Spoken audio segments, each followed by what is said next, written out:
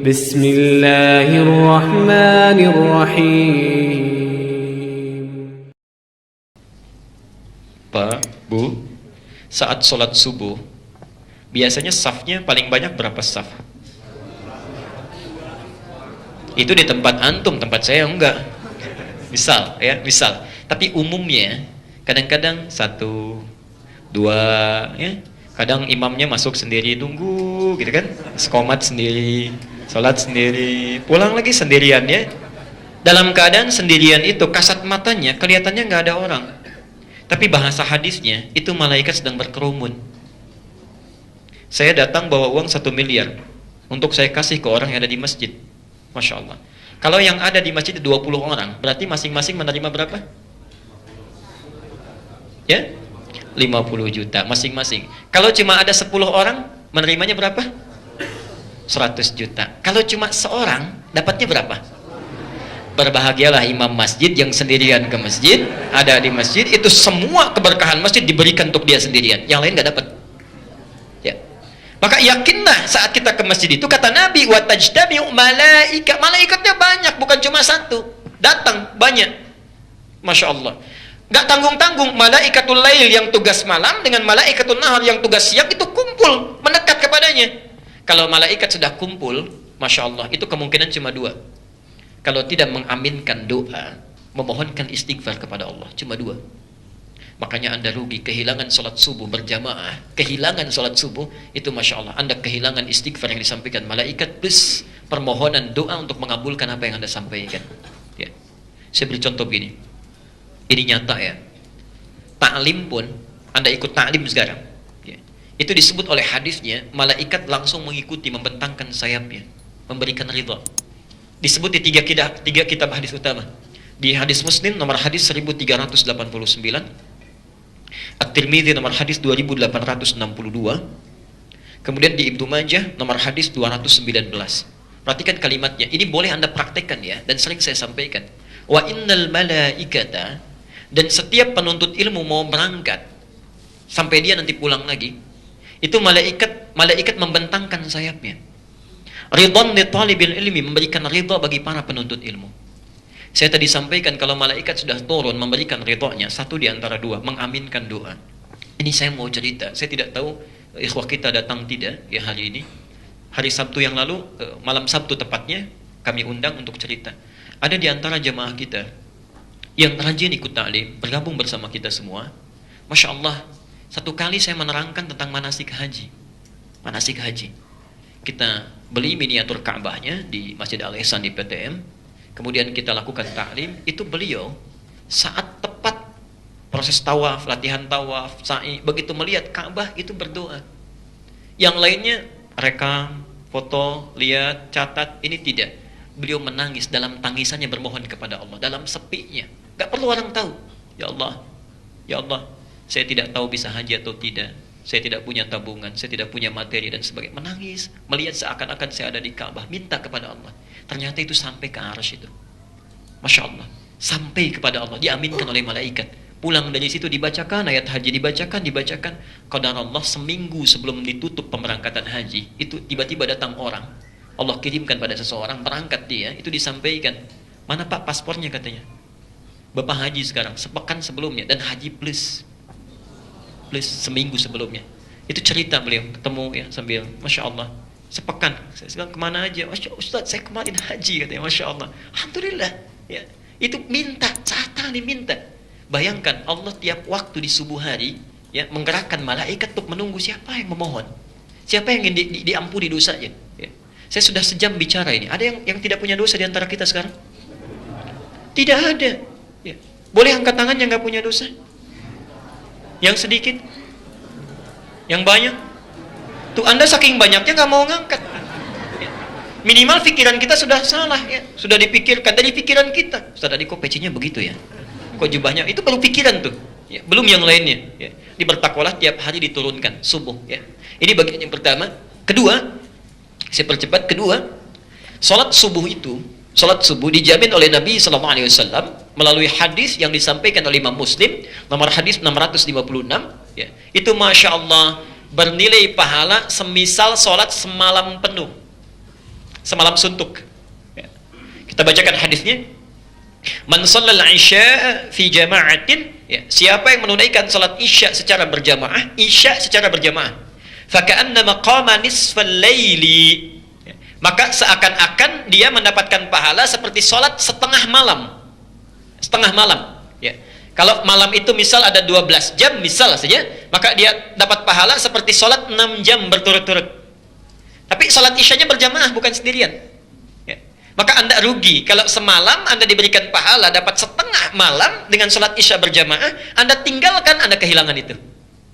Ayo, yang merasa tadi masih punya banyak dosa, cari amalan untuk menyeimbangkan. Sehingga dengan amal soleh kita kerjakan, yang jelek ditutup. Apalagi kalau dengan tobat kita lakukan, hilang yang jelek, yang baik muncul, bakal dapat. Ya. Makanya kata para ulama, jika Anda tidak mampu berlomba dengan orang soleh memperbanyak kebaikan, setidaknya berlombalah dengan para pendosa untuk banyak beristighfar dan bertobat kepada Allah Subhanahu wa taala. Itu rumusnya. Ya. Tapi yang paling menarik, wa man shallas subha fi jama'atin faka'annama shallal laila kullahu. Siapa yang menunaikan salat subuh berjamaah, syaratnya berjamaah, maka seakan-akan dia mendapatkan pahala salat semalam suntuk. Semalam suntuk, Masya Allah. Ayo, ketinggalan rugi Anda, tinggalan rugi. Ya.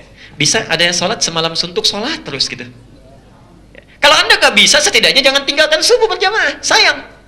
Nah, kelihatannya nggak sekarang. Ingat ya, kalau ibadah itu pandangannya iman. Ya. Kalau dunia itu ilmu. Jangan ditukar ya, jangan ditukar. Misal, ini apa? Spidol, ya ini spidol, ini gelas, ini teh. Nah, kenapa bisa kita simpulkan ilmu? Ilmu, sesuatu yang nampak dalam pandangan seketika dibuktikan itu ilmu namanya. Sesuatu yang belum tampak tapi diyakini itu iman namanya. Iman nanti pembuktiannya di akhirat. Kalau ada dunia cuma panjar saja, ya. Cuma panjar saja. Ya. Maka maaf, nanti bisa kelihatan besok siapa yang menyesal, siapa yang tertunduk menangis. Ya. Ayo perbanyak, kalau sudah paham banyak kesalahannya, tutupi dengan amal soleh. Perbanyak. Kita percepat. Ayo. Salat subuh dijamin oleh Rasulullah SAW sebagai satu amalan, ya, satu amalan yang disebut Nabi langsung mengantarkan ke surga, ya, mengantarkan ke surga. Dan kalau diteruskan menjadi hijab dari neraka, ya. Jadi mengantarkan ke surga, hijab dari neraka. Nanti kita lihat cara membaca hadisnya, ya, cara membaca hadisnya. Ada di Al-Bukhari nomor hadis 574 dan Muslim nomor hadis 635. Saya bacakan hadisnya. Man shallal bardaini, siapa yang konsisten menunaikan salat saat datangnya dua dingin, ya, barat itu dingin, ya. Kalau yang dingin biasanya kapan waktunya? Subuh, ya. Awal pagi dengan akhir siang kan? Kalau di Timur Tengah itu mulai dingin itu datang awal subuh dengan asar menjelang maghrib, itu mulai dingin, ya. Kayaknya Anda kalau umrah ke Madinah, salat menjelang maghrib kan sudah berbeda ya. Cuacanya sudah masuk mulai agak dingin. Nah itu bardaini itu subuh dengan asar. Kata Nabi, orang yang konsisten menunaikan salat subuh dan asar, dakhalal jannah, dijamin oleh Allah masuk surga dia. Masuk surga. Masya Allah. Masuk surga, gak main-main. Ya. Tapi ini mesti ditafsirkan ya. Nanti orang salah menyimpulkan, oh kalau begitu saya salat subuh aja sama salat asar kan pasti masuk surga. Nah itu nggak tepat, tidak tepat. Maksudnya begini, Bapak Ibu sekalian, kalau matahari terbit itu kapan? Pagi kan? Mulai dari subuh cahayanya terpancar kan? Ya, mulai dia naik sampai dia terbit. Nah, kalau terbenam kapan? Mulai menjelang asar sampai maghrib kan? Dulu orang-orang Majusi itu kalau ingin beraktivitas, dia mulai memasrahkan, minta bertawakal pada Tuhannya, benda-benda langit khususnya matahari. Di sebelum terbit mereka sudah menghadap ke matahari. Ya, subuh sudah minta kepada benda, mohon ditunjukkan, dimudahkan dan sebagainya. Begitu tenggelam, minta lagi supaya diberikan keberkahan. Maksud hadis ini bukan sekedar sholat, tapi orang-orang Islam itu bedanya dengan non-Muslim. Sebelum beraktivitas, saya ulang, sebelum beraktivitas, maka dia menghadap Tuhannya, bukan benda, bukan macam-macam. Jadi orang Islam itu kerjanya bukan motif karena benda, bukan mengagungkan karena jabatan, bukan karena penghasilan, tapi dia berangkat menghadap kepada Allah, meminta kemudahan dalam pekerjaannya. Karena itu kenapa disebut salat subuh? Ini yang belum saya jelaskan. Satu fajar, kedua apa? Subuh. Kenapa disebut dengan subuh?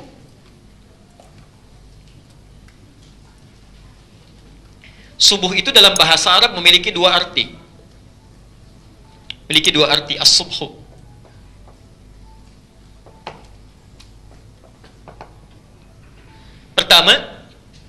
Pertama, rencana yang sudah disiapkan, ya, rencana yang matang yang sudah disiapkan. Ya. Karena itu kalau sudah punya rencana disebut dengan asbah. Kaifa asbahta? Bagaimana keadaanmu pagi ini? Punya rencana apa? Ya, gambaran apa? Ya. Salatnya disebut dengan salat subuh, seakan-akan memberikan pesan kepada kita. Maaf, bedanya muslim dengan non-muslim itu, saat dia bangkit, bangun dari tidurnya, menghadap Allah, bertawakal, minta petunjuk, dia pun sudah siap dengan rencana-rencana aktivitas yang akan dijalani di hari itu. Ya. Di setiap muslim itu, maafkan, setiap muslim kalau sudah bangun dari tidurnya, salat subuh, bukan sekedar salat. Ya. Seakan-akan sudah siap rencana, sudah punya planning. Jam 7 saya ada di mana? Jam 8 saya kerjakan apa? Jam 12 saya berada di tempat apa? Terus punya rencana dalam seharinya. Tidak tepat kalau ada orang Islam beraktivitas nggak tahu apa yang mau dikerjakan. Ya. Pak, nanti jam 10 ada di mana ya? Oh, saya kurang tahu ya, nanti coba saya pikirkan dulu. Repot itu. 10 mau mikir, susah. Maka subuh pertama. Jadi Anda fajar menghadap Allah, rencana sudah siap, seakan-akan begini urutannya. Anda siapkan rencana, ini pekerjaan saya. Sebelum Anda kerjakan, bawa kepada Allah. Ya, dalam sholat mohonkan diberikan kemudahan, kenikmatan, kenyamanan. Minta. Orang Majusi minta kepada benda, pada matahari, Anda minta kepada pencipta matahari. Ya. Orang minta kepada benda, ya bisa. Sekarang tidak pada matahari, ada pada patung, pada hewan, pada macam-macam. Kita minta pada pencipta seluruhnya, minta kemudahan. Ya. Makanya sunnahnya dari Nabi, para sahabat dan sebagainya. Nanti kita akan lihat, selesai salat subuh, itu tidak langsung berangkat. Ada yang zikir dulu, ada yang nunggu bahkan sampai syuruk, macam-macam. Ya, Masya Allah. Yang kedua, subuh artinya gerakan pertama yang dilakukan. Gerakan pertama yang dilakukan, pionir lah, awal. Gerakan pertama yang dilakukan, pionir, awal.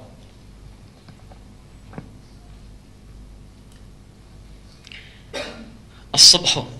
Quran surah ke-81 ayat 18. Was-subhi idza tanaffas. Dan demi waktu subuh ketika matahari mulai bernafas. Nafas itu maksudnya redup, ini bahasa kiasan. Ya. Redup mulai tarik. Di matahari seakan-akan istirahat malam, lalu mulai menarik, bernafas, mengeluarkan sinarnya, subuh. Ya. Ada pesan di sini, maaf, ada pesan. Orang-orang Islam tuh bedanya dengan non-muslim. Begitu bangun dari tidurnya, rencana siap, dan jadilah orang yang pionir mengerjakan kebaikan. Pertama kali. Jangan keduluan. Ya. Ada taklim, cepat datang di awal. Ada peluang, cepat kejar. Pekerjaan yang baik, cepat kejar. Lakukan, datang di awal. Orang-orang yang selalu datang lebih dini itu cepat mendapat kebaikan dengan yang terlambat. Ya. Ini pesannya. Awas, hati-hati, salat subuhnya rajin, tapi kalau lihat peluang selalu terlambat. Itu bukan aplikatif subuh itu. Ya. Subuhnya nggak pernah ketinggalan, tapi kerjanya terlambat. Ya. Ya. Dapat proyek yang bagus terlambat. Ya. Pekerjaan selalu tertunda. Nah, itu bukan subuh namanya. Jadi kita sudah punya rencana, siapkan, minta kemudahan pada Allah, dan datang lebih awal. Datang lebih awal. Ya. Itu poinnya. Nah, orang-orang yang menjaga itu, jadi berangkat minta kepada Allah kemudahan, pulang pas asar, kan rata-rata. Anda kalau pulang kerja jam berapa? Jam 4, jam 5, kan asar itu. Asar. Maka dia kembali menunaikan salat asar, menghadap kepada Allah, menyerahkan semua ikhtiarnya. Non-muslim datang menyerahkan kepada apa yang dia sembah. Ada yang menyembah matahari, dia menghadap pada matahari. Anda kembali kepada Allah. Makanya pada para ayah, saya agak cerewet di sini. Mohon maaf Pak ya. Mohon sebesar-besarnya. Kalau tempat tinggal Anda dekat dengan masjid, usahakan sebelum pulang ke rumah mampir ke masjid. Selesai kerja, sholat 2 rakaat tahiyatul masjid. Kemudian Anda mohonkan kepada Allah, sampaikan, ya Allah, hamba telah berikhtiar. Engkau berikan nikmat tangan, hamba kerjakan pada yang halal. Engkau berikan nikmat kaki, hamba langkahkan pada yang halal. Semua hamba kerjakan karenamu ya Rabbal Alamin. Kalau dengan semua ini engkau bisa mudahkan hidup kami ya Allah, maka mohon turunkan rezeki yang halal. Berikan keberkahan, minta.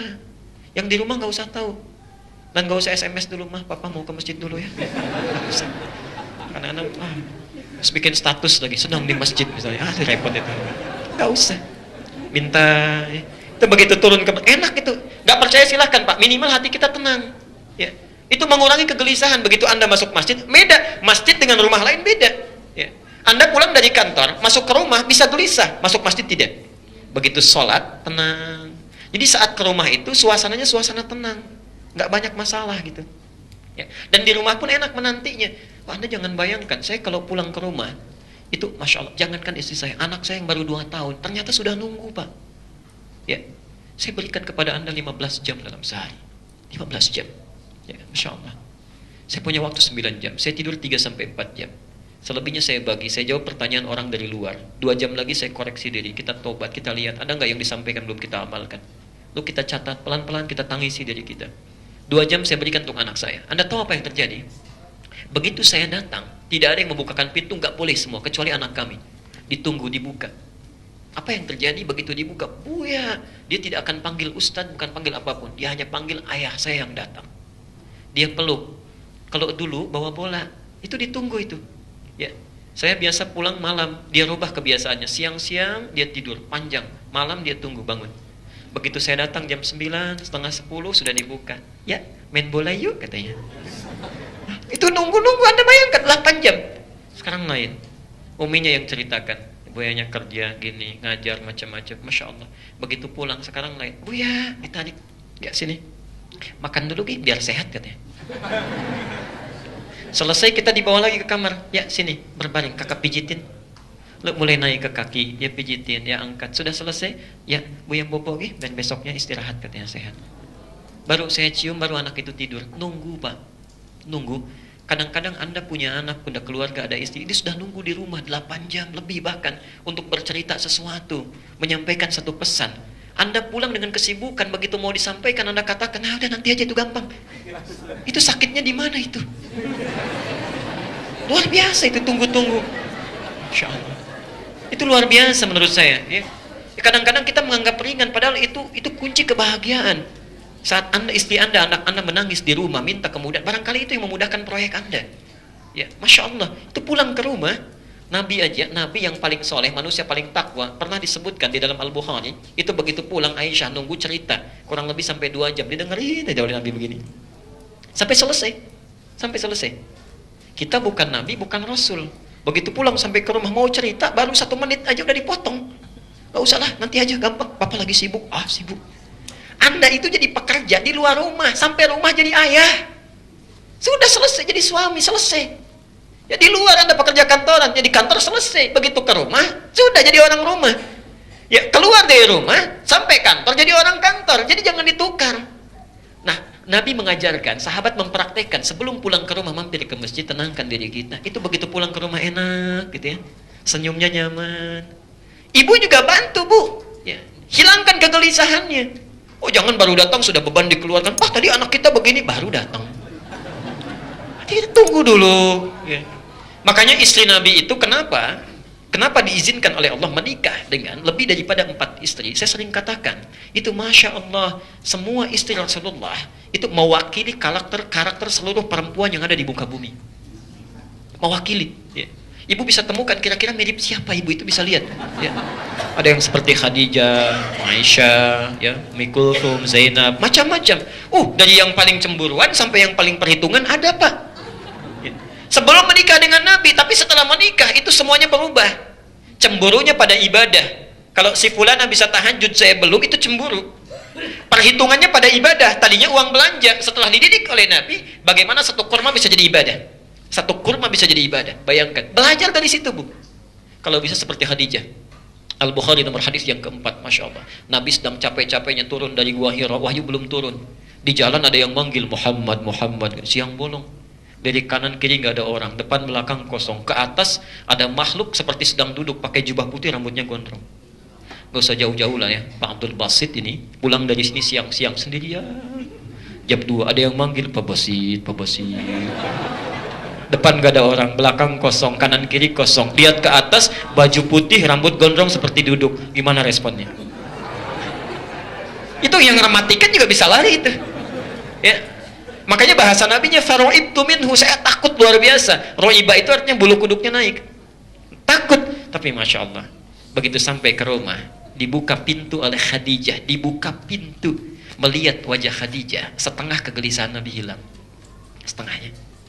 Dituntun tangannya, dibawa ke kamar. Kata Nabi, zammiluni, zammiluni, selimuti saya, selimuti saya. Dengan tenang diselimuti, istrinya langsung mengatakan, perhatikan kalimatnya, duhai suamiku sayang, kamu itu orang baik, tidak punya musuh, selalu menyandung silaturahim. Yakinkan pada dirimu, saya itu selalu bersamamu dalam suka dan duka. Masya Allah, hilang itu. Tenang, dengar kalimatnya aja. Tiba-tiba turun wahyu, ya ayyuhal muddathir, kum fa'anzir, wa rabbaka fakabbir. Itu kisahnya. Ibu sudah sampai mana itu? Ya, kalau ibu sudah mirip-mirip Khadijah, suami pulang lihat ibu sudah tenang, itu Khadijah itu ya. Tapi kalau lihat ibu jadi pesimis situasinya, itu bermasalah ya. Apalagi yang pulangnya telat, tunda-tunda gitu ya. Itu berarti ibu yang pikirkan, silahkan ya. Baik. Yang terakhir, saya tutup dulu di sini terus kita jawab beberapa pertanyaan ya. Yang terakhir, keutamaan salat. Kita belum mulai salatnya ini, baru keutamaannya saja. Ya. Yang terakhir, dijamin berada dalam jaminan Allah Subhanahu wa taala. Dijamin oleh Allah. Kalau sudah dijamin oleh Allah ya sudah. Ya. Kalau sudah dijamin oleh Allah dalam kebaikan, sudah tidak ada yang bisa menghilangkan kebaikan itu, tidak ada yang bisa meruntuhkannya bahkan mengelak darinya. Tidak. Hadisnya riwayat Muslim nomor hadis 163. Man shalla salatas subhi fahuwa fi dhimmatillah. Siapa yang menunaikan salat subuh dengan konsisten dia tunaikan, maka dia dijamin dalam genggaman Allah, dijamin oleh Allah. Kalau Allah sudah jamin, gak usah tanya. Ya, sulit jadi mudah, ya, berat jadi ringan, segala terbuka, rezeki datang. Itu fi dhimmatillah. Tapi kok Ustaz banyak yang salat subuh tapi kok nggak dapat juga jaminannya? Ya, susah tetap susah, rezeki terhambat. Apa yang salah? Nanti kita pelajari cara salatnya Nabi. Jangan-jangan rajin tiap waktu datang tapi cara salatnya salah, kan nggak dapat juga. Tapi hadisnya nanti kita teruskan. Kalau ada yang sudah dijamin oleh Allah mendapat kebaikan, lalu tidak digunakan kebaikan itu, Allah akan tuntut itu, akan dituntut. Ya, misal saya berikan Anda mobil, ya, Anda terima, saya katakan, saya jamin ini mobil, silahkan pakai saja, bensinnya saya yang isi semuanya, silahkan. Begitu ada aktivitas gunakan, mau ta'lim, mau sholat, mau ke kantor pakai. Ya. Terus saya sudah berikan, tapi Anda nggak pakai, bagaimana perasaan saya? Ya, kecewa. Padahal Anda minta sebelumnya. Ya, perhatikan. Fala yatlubannakumullahu min dhimmatihi bisyai'in. Ya, maka jangan sesekali nanti kalau Anda sudah diberikan jaminan, Anda kan tadi ingin mudah, ingin nyaman, dapat segala kenikmatan, sekarang diberikan jaminannya oleh Allah, dikasih. Lalu Anda tidak ambil itu. Anda tinggalkan salatnya, Anda abaikan salatnya, maka perhatikan bahasanya. Fala yaqulubannakumullahu min dhimmatihi bisyai'in. Jangan sesekali kalian setelah diberikan jaminan oleh Allah, kata Nabi, dituntut itu oleh Allah. Kamu kan minta hidupnya mudah, gampang, nyaman, rezeki mengalir. Sekarang saya berikan lewat salat subuh. Kenapa nggak kamu ambil? Kira-kira gitulah bahasanya. Ya. Fa innahu man yatlubuhu min dhimmatihi bisyai'in. Perhatikan. Kalau Allah sudah menuntut nanti tentang jaminan yang sudah diberikan, yudrik, kita tidak akan bisa lari dan mengelak, ditemukan dimanapun. Silahkan mau sembunyi kemanapun, tidak. Nah nanti thumma yakubbuhu ala wajhihi finnari jahannam. Orang yang sudah minta diberikan tapi menolak, nanti diabaikan itu maaf ya, maaf, bahasa hadisnya itu yakubbuhu ala wajhi. Yakubbu ala wajhi itu begini, digenggam wajahnya begini, ditarik ke neraka jahannam. Yang paling standar itu An-Nisa 56, yang paling standar siksaan di neraka, cara ngambilnya, innalladzina kafaru biayatina sawfa nuslihim nara. Orang-orang yang ingkar terhadap ayat kami, yang ingkar, menolak, mempermainkan, meninggalkan, itu cara masuk nerakanya nusli itu diambil ubun-ubunnya begini, dicelupkan. Ya. Pernah bikin tes celup? Nah, seperti itulah ya. Kullama nadijat juluduhum, dicelupkan begini, hancur semuanya kulitnya, hancur semua. Badalnahum juludan ghairaha, ditarik lagi begini, sembuh lagi. Ya. Ada malaikat yang tugasnya celupin, angkat gitu. Ya. Dicelup, hancur, diangkat, sembuh. Itu informasi saja dari sekarang, ya, informasi saja. Satu harinya itu sama dengan 1000 tahun. Satu detiknya sama dengan 48 hari. Jadi tolong ini sekedar informasi yang paling ringan. Masuk 1 detik begini, itu sakitnya sampai 48 hari. Kalau masih nggak percaya juga silahkan aja coba sendiri. Ya. Jadi saya sudah sampaikan keutamaan salat subuh ini, ya. Maka mulai besok ayo kita siapkan supaya bangunnya lebih awal, ya. Kemudian sempurnakan. Nah, Sehingga jaminannya di Al-Bukhari nomor hadis 657, Muslim nomor hadis 651. Perhatikan kata Nabi, kalaulah setiap manusia itu tahu keutamaan salat subuh, kalaulah tahu keutamaan salat isya dan salat subuh, begitu redaksinya, tentulah mereka akan mendatanginya dengan merangkak. Dengan merangkak. Ya. Merangkak itu maksudnya bukan datang merangkak ini, bukan. Maksudnya banyak yang datang, saking banyaknya sulit bergerak. Ya, sampai setahap, merangkak kan nggak langsung ya. Merangkak itu setahap. Kalaulah tahu keutamaan ini, itu orang akan semua berlomba-lomba untuk subuh, sampai bergerak itu susah. Seperti merangkak. Ya. Anda sudah disampaikan keutamaannya, tapi Anda nggak mau ambil juga. Saya nggak tahu lagi dengan cara apa mesti dibantu itu. Ya. Maka bertakwalah kepada Allah sebelum nanti ditanya oleh Allah di akhirat, kalau yang lain nggak datang subuh belum belajar, belum ada dalilnya. Kalian sudah belajar, sudah tahu keutamaannya, kenapa belum dipraktekkan juga? Mau jawab apa itu?